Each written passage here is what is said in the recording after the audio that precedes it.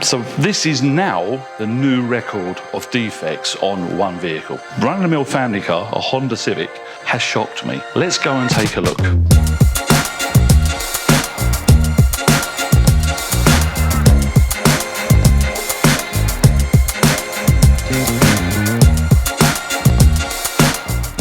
Car's done, and what a job. A mammoth job is done. So come with me. Got to look over my shoulder, just in case I fall into it. Let's do an overview of all the different defects that was wrong with this car. Let's start in this corner. So this panel, it had a deep scratch through there. But more importantly, we've done a demo of removing overspray from painting another panel on this area. We fixed that, corrected it, stunning. Let's keep moving. We then massively reduced paint sinkage. Don't get that confused with orange peel. We have other videos explaining the differences. It looks stunning. Then we had a fallout contaminants all along these two panels. So you can see they're fixed as well. While we're here, notice how shiny the B pillars are now. They were really swirly. That is actually one of the only defects on this car, which is just your normal wash, day-to-day wear and tear swirls.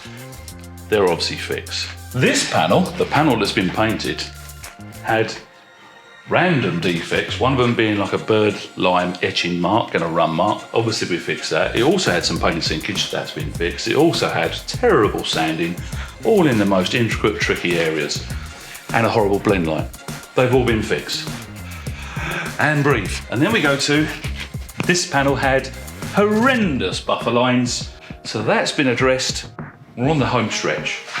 Let's go around this side. You can really tell that I actually genuinely did polish all of this car. So we get to this panel, which probably was the worst panel I've seen for when it comes to polishing sanding marks all over this panel. Of course we fixed that. Then we had overspray on the roof. We're not talking about your normal little thin film roughness, blobs of primer or white paint. We don't know what it was or where it's come from. That's been addressed. We also had the really horrendous, completely matte sanding marks. It looked like someone, in my opinion, has tried to sand out the deep scratches and has failed to remove the scratches and put more sanding marks in. That's been fixed. This panel, also, starting through there, we had some deep scratches that we removed, and we did the same procedure because the scratch went down the door and down this door. It's been a challenge. The car's done. What a job. All it needs now is to be parked slightly further back under the inspection lights, ready for the customer that's coming in 30 minutes to see his car. Oh, one last thing. I polished and removed, I nearly forgot, all this horrendous overspray that was in there. All that overspray that was all down inside the pillars. I took the rubbers off, polished in these corners, polished all down there, polished all down there, all around the sort of the aperture, the door shuts, to remove as much overspray, which you can see I've done, and then polish back afterwards.